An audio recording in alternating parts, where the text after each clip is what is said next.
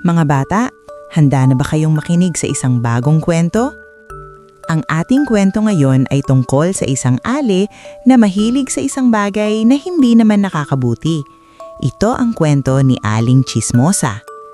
Sa isang maliit at masayang baryo na tinatawag na Baryo Maligaya, nakatira ang isang babae na kilala sa tawag na Aling Pasing.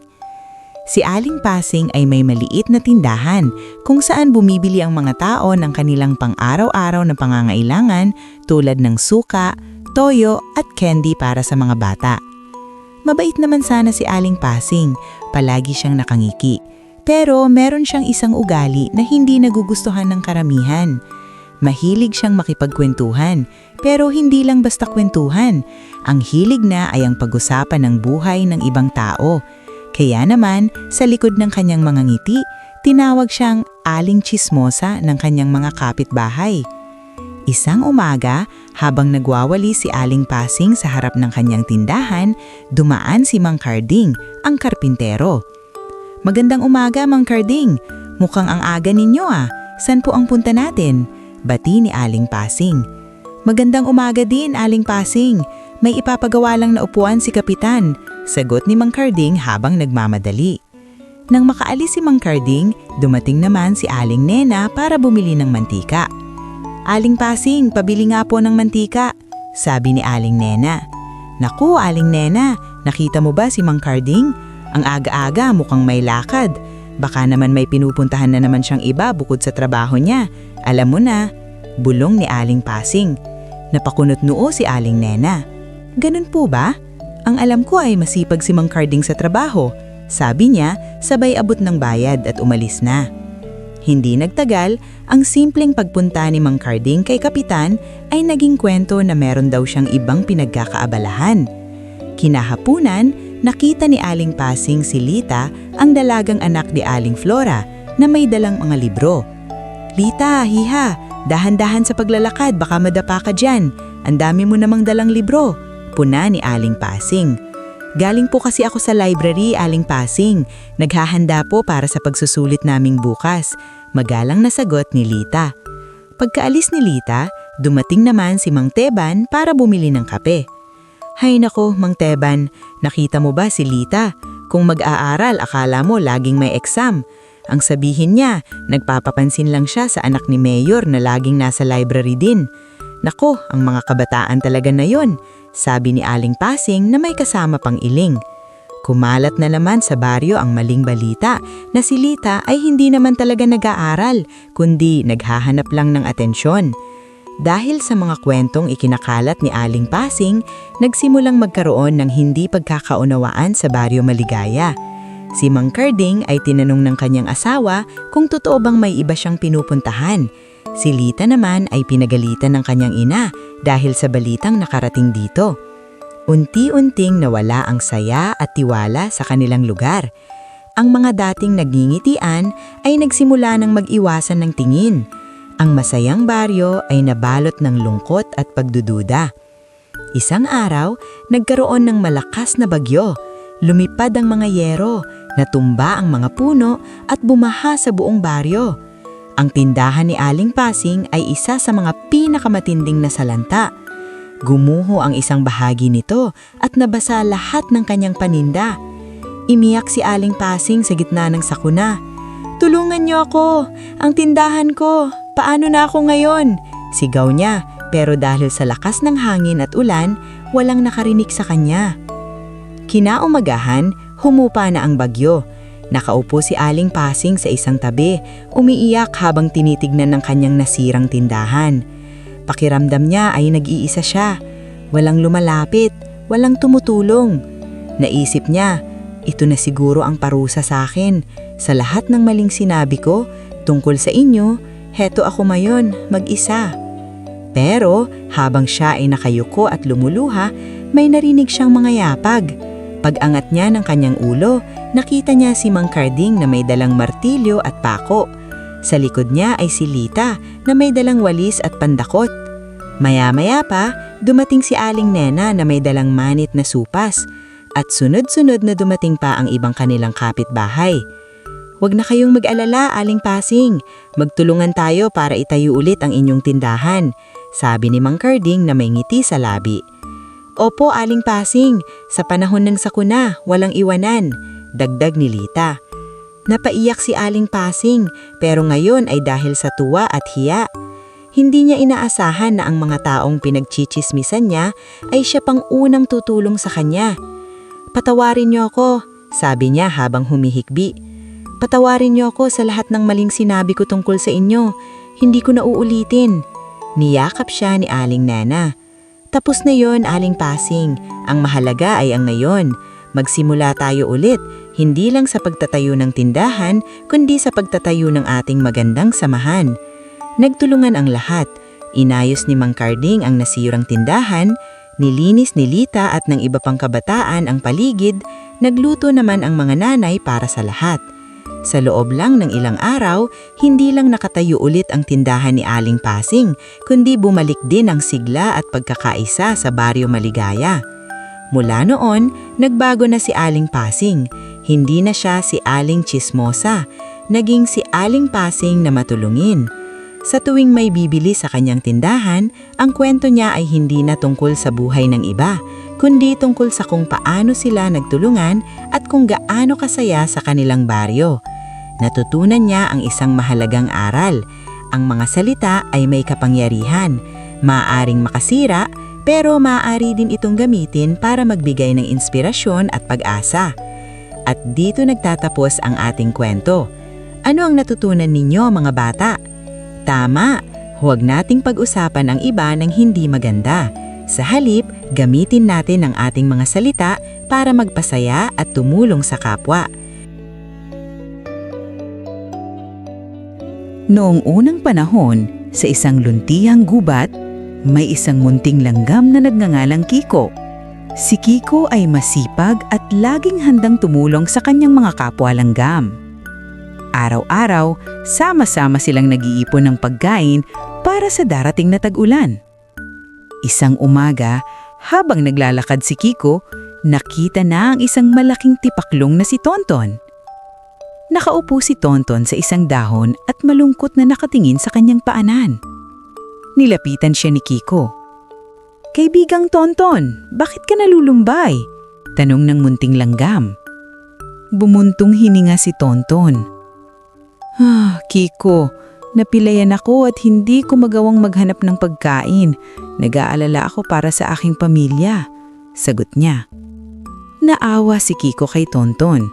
Bagamat maliit lamang siya, alam niyang kailangan niyang gumawa ng paraan. "Huwag ka mag-alala, Tonton. Tutulungan kita," sabi ni Kiko nang may buong pagtitiwala. Agad siyang bumalik sa kanilang punso at kinausap ang kanilang reyna. Ipinaliwanag niya ang kalagayan ni Tonton. Ang reyna na may mabuting puso ay pumayag na tulungan ang tipaklong. Tinawag ng reyna ang lahat ng langgam.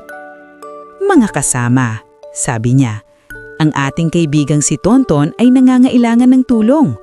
Mula ngayon, sa bawat butil na ating makukuha, maglalaan tayo ng kaunti para sa kanya at sa kanyang pamilya." Nagsigawan sa tuwa ang mga langgam. Nagkaisa sila sa isang munting misyon. Bawat isa sa kanila sa tuwing makakahanap ng pagkain ay naglalagay ng isang maliit na bahagi sa isang espesyal na dahon para kay Tonton. Si Kiko ang laging nangunguna sa paghahatid nito sa bahay ng tipaklong. Araw-araw, dinadalhan ni Kiko at ng iba pang langgam ng pagkain ng pamilya ni Tonton, mula sa mga butil ng palay, matatamis na nektar, hanggang sa maliliit na pirasa ng prutas. Hindi nagtagal, napuno ang imbakan ng pagkain ng mga tipaklong. Labis ang pasasalamat ni Tonton. "Kiko, hindi ko alam kung paano kita pasasalamatan. Dahil sa iyo at sa iyong mga kasama, hindi magugutom ang aking pamilya." Ngumiti si Kiko. "Walang anuman, Tonton. Ang pagtulong sa kapwa ay hindi nasusukat sa laki o liit. Ang mahalaga ay ang puso sa likod nito." Dumating ang malakas na tag-ulan. Ang buong gubat ay binaha at maraming hayop ang nahirapan. Ang mga langgam ay ligtas sa kanilang punso, Ngunit ang malakas na agos ng tubig ay unti-unting sinisira sa pundasyon nito. Nanganganib na gumuho ang kanilang tahanan. Nang malaman nito ni Tonton na magaling na ang paa, hindi siya nagdalawang isip. Tinipon niya ang lahat ng kanyang mga kaibigang tipaklong, mga gagamba at maging ang mga salagubang. "Mga kaibigan," sigaw niya, "ang mga langgam na tumulong sa atin ay nangangailangan ng tulong. Oras na para suklian natin ang kanilang kabutihan." Agad silang kumilos. Ang mga gagamba ay mabilis na naghabi ng makakapal at matitibay na sapot sa paligid ng punso upang patibayin ito laban sa agos. Ang mga tipaklong at salagubang naman ay naghakot ng malulaking bato at dahon para gawing harang sa tubig. Nagtulungan ng lahat ng insekto sa gubat. Mula sa loob ng punso, nakita ni Kiko at ng Reyna ang ginagawang pagtulong ng kanilang mga kaibigan. Namangha sila sa pagkaaysa ng lahat. Dahil sa kanilang pinagsama-samang lakas, nailigtas ang punso ng mga langgam. Nang humupa ang ulan at muling sumikat ang araw, lumabas ang mga langgam. Sinalubong sila ni Tonton at ng iba pang mga insekto. Nagyakapan sina Kiko at Tonton. "Salamat, Tonton. Iniligtas ninyo ang aming buhay at tahanan," sabi ni Kiko na may luha ng kagalakan sa kanyang mga mata. "Ito ang aming paraan ng pasasalamat, Kiko. Tinuruan mo kami na ang isang munting tulong, kapag pinagsama-sama, ay nagbubunga ng malaking pagbabago." Mula noon, naging mas matatag ang pagkakaibigan ng lahat ng insekto sa gubat. Natutunan nila na ang bawat tulong, gaano man kaliit, ay parang isang buto na kapag itinanim, ay tutubo at mamumunga ng masaganang kabutihan. Hindi mahalaga kung ikaw ay isang munting langgam o isang malaking tipaklong. Lahat ay may kakayahang gumawa ng kabutihan na babalik din sa iyo sa hindi inaasahang paraan. At dito nagtatapos ang ating kwento. Tandaan mga kaibigan, ang isang maliit na kabutihan ay maaaring magdulot ng malaking pagbabago sa buhay ng iba. Huwag mag-atubiling tumulong sa kapwa.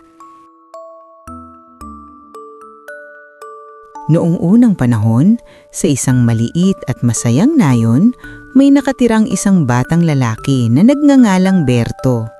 Si Berto ay kilala sa buong nayon hindi dahil sa kanyang lakas o talino, kundi dahil sa kanyang pambihirang katangian. Hindi siya kailanman nagsisinungaling. Mula pagkabata, itinuro sa kanya ng kanyang mga magulang ang kahalagahan ng katapatan. Para kay Berto, ang pagsasabi ng totoo ay kasing natural lang ng paghinga. Isang araw, nag-anunsyo ang alkalde ng nayon na magkakaroon ng isang paligsahan. Ang hamon ay simple lang. Ang sino mang makapag-alaga ng pinakamagandang halaman sa loob ng isang taon ay mananalo ng isang gantimpalang ginto at kikilalaning susunod na pinuno ng hardin ng nayon. Lahat ng bata sa nayon ay sabik na sumali. Pumila sila sa plaza, kung saan namigay ang alkalde ng tigi-isang buto sa bawat isa. Kabilang si Berto sa mga nakatanggap. Umuwi siyang tuwang-tuwa, hawak-hawak ang maliit na buto. Maingat niya itong itinanim sa isang paso na pulo ng matabang lupa. Araw-araw, dinidiligan ni Berto ang kanyang halaman. Inilalagay niya ito sa lugar na nasisikatan ng araw. Kinakausap pa niya ito. Umaasang sa pamamagitan nito ay mas mabilis itong lalago. Ngunit lumipas ang mga linggo, tapos ay mga buwan, at wala pa ring tumutubong kahit ano mula sa paso ni Berto. Lupa lang ang laman nito. Samantala, ang mga kaibigan ni Berto ay nagsimula ng magyabang tungkol sa kanilang mga halaman. Ang ilan ay may malalaking dahon na. Ang iba naman ay may maliliik na bulaklak na. "Berto, kumusta na ang halaman mo?" tanong ng kanyang kaibigang si Lito. "Ang sa akin, halos kasing taas ko na." Nalungkot si Berto. Sinubukan niya ang lahat. Naglagay siya ng pataba, diniligan niya ito ng tama, at binigyan ng sapat na sikat ng araw. Pero ang paso ay nanatiling walang laman. nahihiya siya, pero hindi niya inisip na magsinungaling. Dumating ang araw ng paligsahan. Ang lahat ng bata ay nagmartsa papunta sa plaza.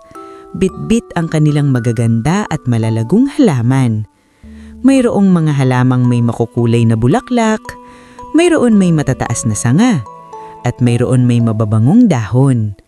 Si Berto naman, dala-dala ang kanyang paso na puro lupa lang. Pinagtatawanan siya ng ibang mga bata. "Oh, tingnan niyo si Berto. Ni isang dahon wala siyang naipatubo," sigaw ng isa. Naramdaman ni Berto na namula ang kanyang mga pisngi sa hiya. Gusto na niyang umuwi, pero naisip niya ang turo ng kanyang mga magulang. Harapin ang katotohanan, gaano man ito kahirap. Kaya't buong tapang siyang pumila kasama ng iba, kahit na ang dala niya ay isang walang lamang paso. Nagsimula ang alkalde ng mag-inspeksyon. Tinitignan niya ang bawat halaman ng may seryosong mukha. "Maganda ito," sabi niya sa isa. "Malusog ang isang ito," komento niya sa iba. Walang sini sa kanyang mga labi. Nang nakarating ang alkalde kay Berto, tumahimik ang lahat. Tumingin ang alkalde sa walang laman na paso at pagkatapos ay sa malungkot na mukha ni Berto. "Anong nangyari dito, Berto?" Mahinahong tanong ng alkalde. Nanginginig ang boses ni Berto, pero sumagot siya ng buong katapatan. "Ginoong alkalde, inalagaan ko po ito araw-araw. Diniligan ko po, inarawan, at kinausap pa.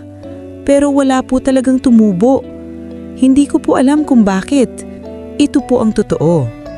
Biglang ngumiti ng malapad ang alkalde. Isang ngiting hindi pa nakikita ng buong nayon. Itinaas niya ang kanyang kamay para patahimikin ang mga nagbubulungan. "Mga kabataan, 1 taon nang nakalipas nang bigyan ko kayo ng mga buto. Pero ang hindi ninyo alam," sabi niya habang humihinto para sa mas malaking epekto, "ay ang lahat ng butong ibinigay ko ay pinakuluan na. Imposibleng may tumubo mula sa mga yon." Nagulat ang lahat. Nagtinginan ng mga bata. Ang kanilang mga mukha ay puno ng pagkakalito at pagkakasala. "Nang makita ninyong hindi tumubo ang inyong mga buto," pagpapatuloy ng alkalde, "lahat kayo ay pinalitan ito ng ibang buto para lang makasali at manalo. Lahat kayo maliban sa isa." Tumingin ang alkalde kay Berto ng may paghanga. Si Berto lang ang isang-isang nagkaroon ng sapat na tapang at katapatan para dalhin dito ang kanyang walang laman na paso. Hindi siya natakot na ipakita ang kanyang kabiguan kasi alam niyang ginawa niya ang tama. Humarap ang alkalde sa buong nayon at buong pagmamalaking inanunsyo. Kaya naman, ipinapahayag ko na si Berto, ang batang hindi nagsisinungaling, ang siyang tunay na nanalo sa paligsahang ito. Ang kanyang katapatan ang pinakamagandang halaman sa lahat. Ibinigay ng alkalde kay Berto ang gantimpalang ginto. Pero para kay Berto, ang mas mahalaga pa sa ginto ay ang aral na natutunan ng lahat ng araw na yon. Mula noon, si Berto ay hindi lang kilala bilang ang batang hindi nagsisinungaling, kundi bilang isang bayani ng katapatan. At ang mga bata sa nayon ay natutong ang tunay na tagumpay ay hindi nasusukat sa magagandang bulaklak o malalaking premyo, kundi sa pagkakaroon ng isang pusong tapat at totoo. Kaya mga bata, tandaan natin ang kwento ni Berto. Ang pagsasabi ng totoo ay maaaring mahirap minsan, pero ito palaging ang tamang gawin. Ang katapatan ay isang buto na kapag inalagaan natin, ito ay lalago at magiging isang magandang hardin sa ating puso. Salamat sa panonood. Huwag kalimutang mag-subscribe para sa mas marami pang kwentong pambata.